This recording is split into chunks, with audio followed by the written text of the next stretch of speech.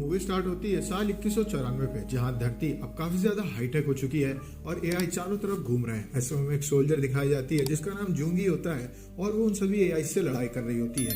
वो काफी सारे रोबोट से काफी देर लड़ाई करती है। इस बीच उसके सामने एक बड़ा सा रोबोट आ जाता है जो कि उसके ऊपर भारी पड़ रहा होता है। वो उसके ऊपर काफी अटैक करती है, लेकिन इन सब से उस रोबोट को कुछ नहीं होता है। इसके बाद वो उसको मलबे के नीचे दबा देती है और उसकी बैटरी के ऊपर निशाना लगाने की कोशिश करने लगती है। इतने में उसको एक डॉल दिखाई जाती है जो कि हवा में टंग रही होती है और उसको देखते ही वो फ्रीज हो जाती है। इतने में वो ड्रोन उसके ऊपर अटैक कर देता है और उसके हाथ की उंगलियां गायब हो जाती हैं और जूंगी को यहाँ पे पता चलता है कि असल में वो भी एक एआई है और ये सब देखते ही वो वहाँ पे फ्रीज हो जाती है। अब इसके बाद वो पूरा सेटअप फट जाता है और हमें पता चलता है कि ये एक तरीके की ट्रेनिंग थी और जूंगी एक तरीके का एआई है। और हम देखते हैं कि उसकी मेमोरी यानी कि उसके ब्रेन को और उसके शरीर के थोड़े से हिस्से को अलग करके एक लैब में रख दिया जाता है। इसके बाद हमें इस प्रोग्राम की लीडर सियो ह्यून दिखाई जाती है जो कि जूंगी के ऊपर काम कर रही होती है।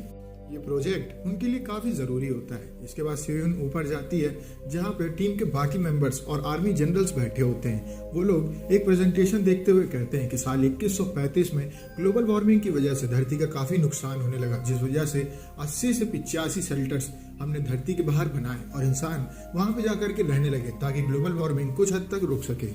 ऐसे में जब सब कुछ ठीक चल रहा था तो 3 शेल्टर्स ने, जिनका नंबर 8, 13 या 16 था, उन तीनों ने मिल करके बाकी सभी शेल्टर्स और इंसानों के ऊपर जो धरती नीचे रह रहे थे अटैक करना शुरू कर दिया और उनके ऊपर राज करने लगे एआई रोबोट्स की हेल्प से। ऐसे में हमें जूंगी दिखाई जाती है जो कि एक सोल्जर हुआ करती थी और वो इन मिशंस में काफ़ी हेल्प करती थी इंसानों की। उसकी वजह से वो तीनों शेल्टर्स काफ़ी दिक्कत में रहा करते थे और जब वो अपने आखिरी मिशन में गई थी, अगर वो उस मिशन को पूरा कर देती तो ये सारा मैटर वहीं पे खत्म हो जाता है, लेकिन उस मिशन के दौरान उसकी मौत हो जाती है। लेकिन जूंगी एक बहुत ही खतरनाक सोल्जर थी और उसके साथ साथ वो लोगों के लिए काफ़ी ज़रूरी थी। इस वजह से जो कंपनी एआई बनाती है वो बात करती है जूंगी की फैमिली से कि क्या हम आपकी मदर के ब्रेन का इस्तेमाल कर सकते हैं, जिसके बाद उनकी फैमिली इस चीज की परमिशन दे देती है और आज भी जूंगी के ब्रेन से एक एआई बना करके हर रोज उसको ट्रेनिंग दी जा रही होती है। सुन ह्यून जाती है लैब में और वो दोबारा से अपने एक्सपेरिमेंट्स को करना शुरू कर देती है। वो फिर से एक चिप उठाती है और फिर से डाटा ट्रांसफर करती है एक और एआई में, जिसके बाद जंगी की आंख खुलती है। जूंगी जैसे ही देखती है कि वो एक एआई बन चुकी है वो पैनिक करने लगती है और घबराहट में हाथ इधर उधर चलाने लगती है, जिस वजह से सुन ह्यून को उसको बंद करना पड़ता है। उनके सामने यही चुनौती होती है कि जूंगी अभी तक अपने आप को एक्सेप्ट नहीं कर पा रही है कि वो अब एक एआई बन चुकी है। इसके बाद वहां से जाने लगती है जहां पे उसका असिस्टेंट उससे कहता है कि जूंगी आपके लिए इतनी जरूरी क्यों है। जिसके बाद वो बताती है कि जब मैं छोटी थी तो लास्ट टाइम मैं जूंगी से मिली थी। असल में सियो ह्यून कोई और नहीं जूंगी की बेटी होती है। वो बताती है कि मुझे लंग्स में ट्यूमर था और मेरी मदर मेरा इलाज कराने के लिए हर रोज लड़ाई किया करती थी और मेरी वजह से वो उस दिन भी मिशन में गई थी। जब लास्ट टाइम वो मिशन में गई थी तब वो मुझसे मिल के गई थी और उसके बाद वो कभी वापस आई नहीं। असल में सुन ह्यून अपनी मदर की डेथ का जिम्मेदार खुद को मानती थी। इस वजह से वो अपनी मदर को दोबारा से एक्टिवेट करके उनको दुनिया के सामने पेश करना चाहती थी एज अ सुपीरियर वॉरियर। इतने में हमें एक मशीन दिखाई जाती है जो कि सुन ह्यून की रिपोर्ट दिखाती है और हमें पता चलता है कि उसके लंग्स का ट्यूमर फिर से बढ़ने लगा है और हम हद से हद उसके पास 3 से 4 महीने हैं और उसके बाद उसकी डेथ हो जाएगी, क्योंकि अब उसका कोई भी क्योर नहीं है। वहीं दूसरी ओर हम देखते हैं एक्सपेरिमेंट रूम जहां पे डायरेक्टर बैठा रहता है और वो दोबारा से जंगी को टेस्ट करने के लिए तैयार हो जाता है, लेकिन इस बार वो उसके पैर में गोली मारता है बोलते हुए कि अगर ये घायल अवस्था में लड़ेगी तो हो सकता है कि अपने ब्रेन के पिछले हिस्से को भी एक्टिवेट करे और लड़ाई करने में और ज्यादा एक्सपर्ट हो जाए। जूंगी जैसे एक्टिवेट होती है तो उसके पैर में उसे दर्द होता है और उसके सामने काफी सारे एआई आ जाते हैं, लेकिन दर्द की वजह से उसके ब्रेन के पीछे का हिस्सा काम करना शुरू कर देता है, जिसमें अपनी बेटी के लिए चिंता दिखाई देती है और वो लड़ाई करना शुरू कर देती है। वो काफी सारे एआई रोबोट्स को फिर से फोड़ना शुरू कर देती है, लेकिन एक बार फिर से उसके सर में एक एआई रोबोट अटैक कर देता है, जिसके बाद वहीं पे गिर के डीएक्टिवेट हो जाती है।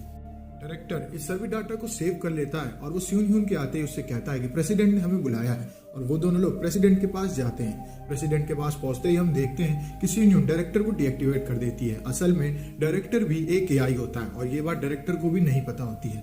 प्रेसिडेंट सुन ह्यून से कहता है कि जंग थोड़े दिनों में खत्म होने वाली है, क्योंकि वो 3 सेक्टर ऑलमोस्ट एंड के कगार पे हैं। ऐसे में मैं चाहता हूं कि तुम जंगी को एक वॉर लॉक बनाने की जगह उसको एक फैमिली एआई बना दो ताकि वो लोगों के काम आ सके और अच्छे काम कर सके। अब सुन ह्यून जैसे ये सुनती है तो उसको अपने सपने टूटते दिखाई देने लगते हैं, क्योंकि वो चाहती थी कि उसकी मदर एज अ वॉरियर दोबारा से इस धरती पे जन्म ले। इसके बाद वो वापस जाती है जहाँ पे वो दोबारा से जोंगी का टेस्ट लेने का फैसला लेती है।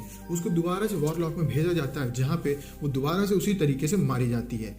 स्यून ह्यून अपनी मदर को बार बार मिलती तकलीफों को देख करके काफी दुखी हो जाती है और वो उसको डीएक्टिवेट करने का फैसला लेती है, जिसके बाद डायरेक्टर गुस्सा करके आता है और उसके ऊपर गन तानते हुए कहता है, ये तुम क्या बेवकूफ़ी कर रही हो।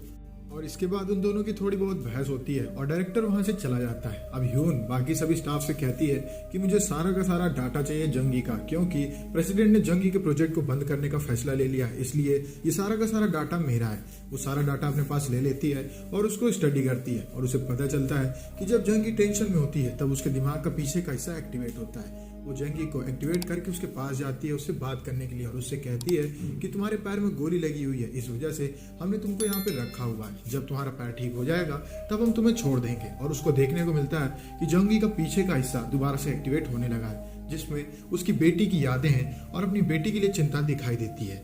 वो उससे पूछती है कि मेरी बेटी कैसी है, उसका ऑपरेशन होना था, जिसके बाद ह्यून बताती है कि आपकी बेटी एकदम ठीक है और अब वो बढ़िया दुनिया में घूम रही है। जोंगी उससे कहती है कि मैं मारी ना जाती, लेकिन कुछ वजहों से मैं मारी गई। वो उसको बताती है कि मेरी बेटी ने जब मैं आखिरी मिशन में गई तो मुझे वो डॉल दी थी और मैं उस डॉल को लेकर के वहाँ पे लड़ने गई थी। मैं उस रोबोट के ऊपर निशाना तान चुकी थी, लेकिन उस डॉल को देखने की वजह से मेरा एम चूक गया और उस रोबोट ने मेरे ऊपर अटैक कर दिया, जिस वजह से मैं घायल हो गई। ह्यून को लगता है कि उसकी वजह से उसकी मदर की डेथ हुई थी और वो काफ़ी ज़्यादा इमोशनल हो जाती है। अब अगले दिन हम देखते हैं कि जुंगी का आखिरी टेस्ट होता है। अगर वो उस दिन पास हुई तो उसको दोबारा से सक्सेसफुल कर दिया जाएगा, नहीं तो वो एक फैमिली एआई बन के रह जाएगी। वो उसको ले जाते हैं वॉर जगह पे, जहाँ पे उसके पीछे आकर के ह्यून उससे कहती है कि आपको ये बात समझनी होगी कि अगर आप यहाँ पे मारे जाते हैं तो दोबारा से आपको कोमा में भेज दिया जाएगा और इसके बाद फिर से आपकी बॉडी को दूसरी एआई में ट्रांसफर करके आपका फिर से टेस्ट लिया जाएगा। और इसके साथ साथ वो अपनी मदर के पीछे का हरा हिस्सा गायब कर देती है, यानी कि उसकी बेटी के लिए जो उसकी यादें होती हैं वो उन सबको मिटा देती है। इसके बाद जुंगी एकदम फ्रेश माइंड से लड़ाई करने के लिए जाती है, जहाँ पे उसके दिमाग में अपनी बेटी के लिए यादें नहीं होती हैं। इस वजह से इस बार उसको डॉल दिखती है, लेकिन उससे उसको कोई फर्क नहीं पड़ता है। उल्टा वो वहां पे लेट जाती है ये दिखाने के लिए कि उसको गोली लग चुकी है। डायरेक्टर को ऐसा लगता है कि जुंगी घायल हो चुकी है, लेकिन जुंगी घायल नहीं होती है और वहां से भागने की कोशिश करने लगती है।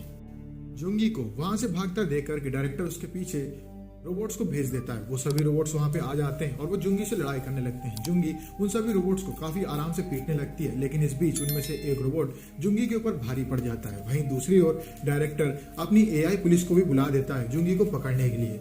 जुंगी को एक रोबोट हवा में ताने रहता है, इतने में उस रोबोट को डीएक्टिवेट करने के लिए वहां पे ह्यून आ जाती है। वो उसको डीएक्टिवेट करते ही जुंगी से कहती है कि हम यहाँ से भाग जाते हैं। तभी वहां पे एआई पुलिस आ जाती है उन दोनों को पकड़ने के लिए। एआई पुलिस वहां पे आते ही गोली चला देती है जुंगी के ऊपर और इसके बाद जुंगी वहीं पे गिर के डीएक्टिवेट हो जाती है। इतने में एक कॉम्बैट रोबोट वहां पे आता है और ह्यून को लेकर के वहां से जाने लगता है। वहीं दूसरी ओर फुटेजेस पे देखने में पता चलता है कि ह्यून ने जुंगी के ब्रेन को दूसरे कॉम्बैट रोबोट में शिफ्ट कर दिया होता है, तो जो रोबोट उसको लेके जा रहा होता है वो कोई और नहीं जुंगी होता है। और ये चीज एआई पुलिस को भी पता चल जाती है और इसके साथ साथ डायरेक्टर को भी पता चल जाती है। अब जुंगी को लेकर के ह्यून पहुंचती है एआई ट्रेन में, जहां पे उसके सामने डायरेक्टर आ जाता है। डायरेक्टर गोली मार के ह्यून को गिरा देता है, जिसके बाद उसको पता चलता है कि वो भी असल में एक एआई है और उसकी और जुंगी की लड़ाई होना शुरू हो जाती है। इतने में वहां पे एआई रोबोट्स भी आ जाते हैं और वो भी जुंगी से लड़ाई करना शुरू कर देते हैं। उन सब की लड़ाई काफी देर चलती है, जिसमें जुंगी डायरेक्टर को दूर फेंक देती है, लेकिन इन सब लड़ाई के बीच में वो भी एक समय पर ट्रेन से नीचे लटक जाती है। तभी उसको वहां पे ह्यून आकर के बचा लेती है, जिसकी हालत काफी खराब होती है और सभी एआई रोबोट्स वहीं नीचे गिर जाते हैं। वो कहती है उससे कि तुम्हें यहाँ से चले जाना चाहिए जंगल की ओर। और इसके बाद हमें देखने को मिलता है कि जैसे अपने आखिरी मिशन में जुंगी ने अपनी बेटी को गले लगाया था, ठीक उसी तरीके से वो ह्यून को गले लगा करके वहां से चली जाती है। इसके बाद हमें दिखाया जाता है एक जंगल, जहाँ पे एक पहाड़ी के ऊपर जुंगी खड़ी होती है और दुनिया को एक्सप्लोर करने की कोशिश कर रही होती है और ये मूवी यहीं पे खत्म हो जाती है। अगर आपको वीडियो अच्छी लगी तो वीडियो को लाइक करें, चैनल को सब्सक्राइब करें। मिलते हैं आपसे नेक्स्ट वीडियो में, तब तक के लिए stay safe, stay healthy, bye.